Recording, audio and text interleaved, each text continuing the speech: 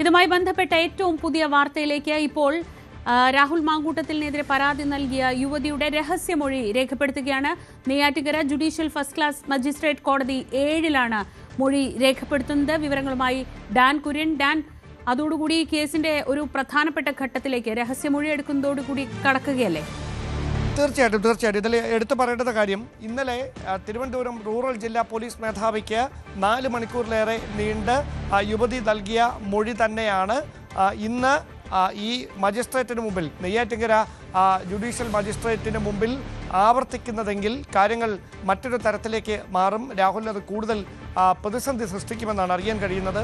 അങ്ങനെയെങ്കിൽ ഈ കേസിൻ്റെ നിയമസാധുത ഉറപ്പാക്കുന്ന ഘട്ടത്തിലേക്ക് അന്വേഷണം എത്തുന്നു. അവിടെ ഈ 164 സ്റ്റേറ്റ്മെൻറ്റിൻ്റെ അടിസ്ഥാനത്തിലായിരിക്കും തുടർന്നുള്ള എല്ലാ നീക്കങ്ങളും.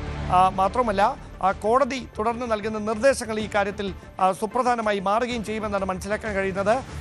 അല്പസമയം മുമ്പാണ് ഇതുമായി ബന്ധപ്പെട്ട FIRലെ വിശദാംശങ്ങളടക്കം പുറത്തു വന്നിരിക്കുന്നത്. അവിടെ രാഹുൽ മാങ്കൂട്ടത്തിനെയും ഈ യുവതിക്ക് ഗർഭചിത്രം നടത്തുന്നതിനായി സഹായിച്ച രാഹുൽ മാങ്കൂട്ടത്തിൻ്റെ സുഹൃത്തിനെയും അടക്കം കുറിച്ച് വിശദമായ പരാമർശങ്ങളുണ്ട്, ഗുരുതരമായ പരാമർശങ്ങളുണ്ട്. ആ പരാമർശങ്ങൾ അതുപോലെ രഹസ്യമൊഴിയിൽ ആവർത്തിക്കുന്ന ഒരു സാഹചര്യം ഉണ്ടായാൽ അത് ഈ കേസിൻ്റെ അന്വേഷണത്തിൽ ഏറ്റവും നിർണായകമായി മാറും. അങ്ങനെയെങ്കിൽ തുടർ നീക്കങ്ങൾക്ക് അന്വേഷണ സംഘം വൈകില്ല എന്ന വിവരങ്ങളാണ് ലഭിക്കുന്നത്. അതിൻ്റെ ഭാഗമായാണ് ഇത്തരമൊരു നീക്കത്തിലേക്ക് ഇപ്പോൾ അന്വേഷണ സംഘം തന്നെ കടക്കുകയും ചെയ്തിരിക്കുന്നത്. ഒരുപക്ഷെ ഇന്നലെ ഈ റൂറൽ SP നേതൃത്വത്തിലുള്ള പോലീസ് സംഘം ഇന്ന് തന്നെ ഈ രഹസ്യമൊഴി എടുക്കുന്നതിന് വേണ്ടിയുള്ള നടപടിക്രമങ്ങൾ ആരംഭിച്ചിരുന്നു എന്ന് വേണം മനസ്സിലാക്കാൻ. അതിൻ്റെ ഭാഗമായിട്ടാണ് അല്പസമയം മുമ്പ് യുവതി നെയ്യാറ്റിൻകര മജിസ്ട്രേറ്റിന് മുമ്പിൽ, ജുഡീഷ്യൽ മജിസ്ട്രേറ്റിന് മുമ്പിലെത്തി ഈ മൊഴി നൽകാൻ തുടങ്ങിയിരിക്കുന്നത് എന്ന വിവരമാണ് ലഭിക്കുന്നത്.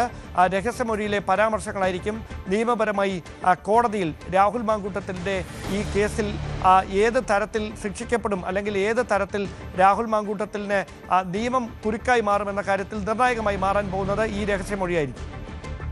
ഡാൻ കുര്യനാണ് വിവരങ്ങൾ നൽകിയത്. പരാതിക്കാരിയുടെ രഹസ്യമൊഴി രേഖപ്പെടുത്തുകയാണ് ഇപ്പോൾ Neyyattinkara judicial first class magistrate കോടതിയിൽ. വളരെ നിർണായകമായൊരു ഘട്ടത്തിലാണ് എത്തി നിൽക്കുന്നത്. മജിസ്ട്രേറ്റിന് മുന്നിൽ ആ മൊഴി രേഖപ്പെടുത്തുന്നതോടെ അതൊരു നിയമപരമായ രേഖയായി മാറുകയാണ്. പരാതിക്കാരി ഈ പരാതിയിൽ ഉറച്ചു നിൽക്കുന്നു എന്ന കോടതിയെ കൂടി ബോധ്യപ്പെടുത്തുകയാണ്. മറ്റു വാർത്തകളിലേക്ക് പോകാം. വിദേശത്തേക്ക് പോകാൻ കൊച്ചി വിമാനത്താവളത്തിലെത്തിയ MES പ്രസിഡന്റ് ഡോക്ടർ ഫസൽ ഗഫൂറിനെ തടഞ്ഞു. ED MES ട്രസ്റ്റുമായി ബന്ധപ്പെട്ട സാമ്പത്തിക ഇടപാടുകളിൽ ഫസൽ ഗഫൂറിനെതിരെ അന്വേഷണം നടത്തുന്ന സാഹചര്യത്തിലാണ് തടഞ്ഞത്. വിദേശയാത്രയുള്ളതിനാൽ ഹാജരാകാനാവില്ലെന്ന് ഫസൽ ഗഫൂർ അറിയിച്ചിരുന്നു. വിദേശയാത്രയ്ക്കായി വിമാനത്താവളത്തിലെത്തിയപ്പോൾ നോട്ടീസ് ഉണ്ടെന്ന് പറഞ്ഞ് യാത്ര തടഞ്ഞു എന്നാണ് ഇപ്പോൾ ഫസൽ ഗഫൂർ വിശദീകരിക്കുന്നത്. കഴിഞ്ഞ ദിവസം രാത്രിയിലാണ് നെടുമ്പാശ്ശേരി വിമാനത്താവളത്തിൽ വെച്ച് ED ഡോക്ടർ ഫസൽ ഗഫൂറിനെ ചോദ്യം ചെയ്യാനായി കൊണ്ടുപോയത്. മണിക്കൂറുകൾക്ക് ശേഷം അദ്ദേഹത്തെ വിട്ടയക്കുകയും ചെയ്തു. മുൻപ് കോഴിക്കോട് നടന്ന ഒരു ഭൂമി ഇടപാടുമായി ബന്ധപ്പെട്ട പ്രശ്നമാണ്, അല്ലെങ്കിൽ അതേ തുടർന്നുള്ള പരാതിയാണ് EDയുടെ ചോദ്യം ചെയ്യലിന് കാരണമായിട്ടുള്ളത്. ഫസൽ ഗഫൂർ അടക്കമുള്ള ഡോക്ടർമാരുടെ ഒരു സംഘം കോഴിക്കോട് ഒരു മൾട്ടി സ്പെഷ്യാലിറ്റി ആശുപത്രി തുടങ്ങാൻ ലക്ഷ്യമിട്ട് ഫെയർ ഡീൽ ട്രസ്റ്റ് എന്നൊരു സംഘടന രൂപീകരിച്ചു. അതിൻ്റെ പേരിൽ 5 ഏക്കർ ഭൂമി വാങ്ങുകയും ചെയ്തു. എന്നാൽ ആ പദ്ധതി യാഥാർത്ഥ്യമായില്ല. ഇതിൽ പണം മുടക്കിയ 2 ഡോക്ടർമാർ പോലീസിൽ പരാതി നൽകി. പക്ഷേ ആ പരാതി പോലീസ് കാര്യമായിട്ട് അന്വേഷിക്കുകയോ അല്ലെങ്കിൽ അതിൽ നടപടി ഉണ്ടാവുകയോ ചെയ്തില്ല. പിന്നാലെ അവർ ഹൈക്കോടതിയെ സമീപിച്ചു, ഒപ്പം EDക്കും പരാതി നൽകി. ഈ പരാതിയിലാണ് ഇപ്പോൾ EDയുടെ അന്വേഷണം നടക്കുന്നത്. ഇതിൻ്റെ ഭാഗമായി ഫസൽ ഗഫൂറിനെ മുൻപ് ED വിളിപ്പിച്ചിരുന്നു, കാര്യങ്ങൾ ചോദിച്ചിരുന്നു. അതിന് പിന്നാലെ തന്നെ അദ്ദേഹത്തോട് ഇന്ന ദിവസം കൊച്ചിയിലെത്തി ചോദ്യം ചെയ്യലിന് വിധേയനാകണമെന്ന് ആവശ്യപ്പെട്ടു. പക്ഷേ മുൻപ് തീരുമാനിച്ച ഒരു വിദേശയാത്ര ഉള്ളതുകൊണ്ട് സാധിക്കില്ല എന്നായിരുന്നു ഫസൽ ഗഫൂറിൻ്റെ നിലപാട്. തുടർന്ന് ED അദ്ദേഹത്തിന് യാത്രാവിലക്കും ഏർപ്പെടുത്തിയിരുന്നു. എന്നാൽ യാത്രാവിലക്ക് ഏർപ്പെടുത്തിയത് അറിഞ്ഞില്ല എന്നാണ് ഫസൽ ഗഫൂറിൻ്റെ ഓഫീസ് പറയുന്നത്.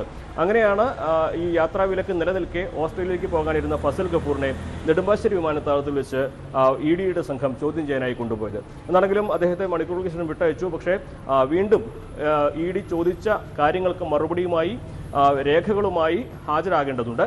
അടുത്ത ദിവസം തന്നെ EDയുടെ ഓഫീസിലെത്തി ഇക്കാര്യങ്ങൾ ബോധിപ്പിക്കുമെന്നാണ് ഫസൽ ഗഫൂറിന്റെ ഓഫീസ് അറിയിച്ചിരിക്കുന്നത്. മലപ്പുറത്ത് നിന്നും CV അനുമോദ്, ന്യൂസ് 18.